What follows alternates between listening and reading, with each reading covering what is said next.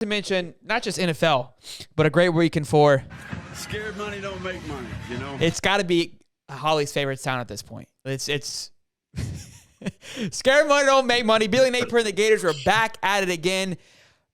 It was busy. We have a lot to go over, so sit tight, sit back, relax. We've got some stuff to go over.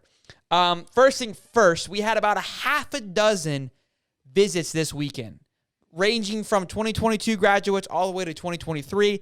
We're not getting too much into 2023. That's a we've seen just this year how many people are committing and decommitting all within a matter of 30 days. So the 2023 commits is just more excitement than anything, but we've got enough right now that we're going to just cover that stuff. You got ammo here at this point.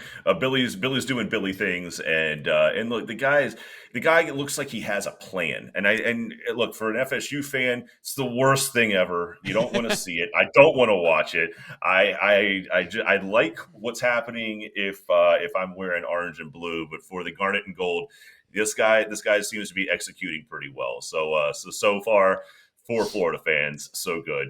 But that's okay. FSU's keeping up in the back end. So Max Brown, a 3-star quarterback, he decommitted from Central Michigan yesterday and committed to Florida. So that was pretty exciting news. Not a huge splash, but definitely adding some more flavor to the room, right? Adding a little more depth to the room. We were kind of talking about a little bit about the 2017 class. They have now basically come to completion. And what I mean by that is they've either all graduated or are now playing in the NFL. So we want to take a little trip down memory lane here. And what's crazy to see is that what a lot of people are saying is that, look, these 5-star, these 4-star recruits, they're all highly recruited, but how many of these guys actually pan out? And I want to say it was either the top 3 or top 4 quarterbacks from the 2017 class. I don't even know who the hell they are. It's like irrelevant. One of them was a kid, I can't remember his name, pretty boy, was huge in Ohio State, went to Miami, stuck to Miami, then went to California and basically kind of just fills it out. Had a few hot girlfriends from here and there. Really wish I could remember his name right now. But again, it just kind of shows that we were getting excited about these recruits, but not everything pans out. So I remember that kid. His sister ended up being like an Instagram something or other, like whatever they call those, an influencer, and and she might have been smoking hot. So I do kind of vaguely remember that kid. So my point to that is, like, look, Max Brown, not a huge splash, only a 3-star recruit, but it's good to have somebody in there to add some more competition to the room, to add some depth. And so now it's just, again, adding more to the flavor. The other thing is we have a tight end commit, another 3-star tight end. Hayden Harrison, I believe, is his name. Yes, Hayden Hansen, 3-star. He's 6'5", 250. Guy's an absolute tank. So stud moving in. Again, we're making some moves, getting some kids to sign some big dudes, so we're excited about that. The visits I want to talk about, we had a 5-star visit this weekend. Jacoby Matthews, who is ranked 5th in the safety class for 2022. It's kind of a silent visit, but again, it's just good to see these 5 stars rolling through the swamp and getting their visits and getting that blood flowing. And the reason why that's huge is because we've got some shakeup going on, got some news happening, and that moves us into this 4- and 5-star recruits that are looking like Florida might be a top spot. So not this weekend, but 2 weekends ago, we talked about we had 3 major visits. One being Miguel Mitchell, who signed with Florida, right? Verbally committed. I think he's all in. I don't think he's even gone anywhere else. The other one was Harold Perkins, who is a 5-star recruit who was committed to Texas A&M when he visited us. He decommitted today. Decommitted from Texas A&M, which, again, hats off to Florida for being able to get this kid to flip. But my goodness, does Texas A&M have any space left in a class? It feels like they went to the moon and got every kid that they possibly wanted. Yeah, 8 or 9 or 7 5-star recruits. It's insane. But he has decommitted, and he's visiting LSU, but he decommitted after visiting Florida with Miguel Mitchell, right? And he visits LSU later on. And then the other one is Arlos Boardingham. He is a 4-star wide receiver / tight end. Gives me a little bit of Kyle Pitt vibes. He's down to 2 schools, Florida and Oregon. All right.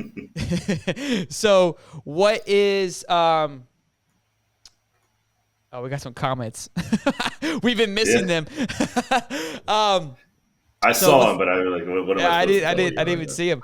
We'll address this in a minute. So basically, Florida and Oregon. What's been great is though all of the coaches have been visiting Arlos individually, going to him, meeting with him. Tight end coaches, wide receiver coaches are going out to see him. I think that's going to be a huge pull. And again, they all visited the same weekend together. Not saying there was a pact made while they were there, but things are looking pretty solid. We can pull those three in. It's gonna be pretty exciting. I'm pumped for those three. Look, there's one thing I will say, and this is from watching recruiting patterns for a long time, is that look, you've got some weeks where the kids coming in, like there's less of them and the quality is less. There's a reason that you want to bring in those 4 and 5-star kids together. You pack them in, you put them together in for a weekend, and you let them build that own like camaraderie. They start to make promises. They start to make commitments to one another. Like, I'm coming here if you're coming here, and that's it. It just the momentum that comes with those core like 4 or 5-star kids that come in together on a recruiting trip. Because look, like you just said, they're all going to shotgun and go different places at different times. Sure. But having them all in there together, getting the coaches in their ear, getting them in each other's ear, it's a great strategy. It's worked for a long time to have those kids in there together. That could very well be something that just makes the domino effect fall next. That's a solid point, Steve, and to about how they come together. And again, they didn't bring them all, like, they're all different positions, right? So they're not going to come in kind of competing with one another, but they'll come and they'll chit chat, like you said, say, hey, let's win here. We all come here together. We're gonna kick ass and take names. Yep. And they're going to look around and say, hey, there's a lot of talent right here right now all together, like you said. So bringing them in kind of in waves is definitely a good move. I think we keep praising the Napier train. I think that's just one more thing that he's doing well. Muddy Waters here made a little comment saying that I don't like that color there, but he says, hope the rumors of LSU and Harold's uncle making a deal isn't true. I haven't heard about that, but yeah, I would hope that isn't the case. Again, he decommitted today without even visiting LSU. Now that could be meaning they made a deal and he's like, hey, I'm coming there and that's going to be it. Or he felt good with what happened in Florida.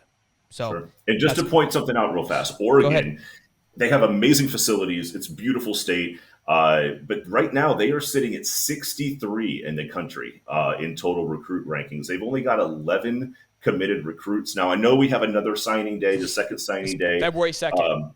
Yes, yeah, but they're not looking like they've got a lot of momentum. They just went through a coaching change as well.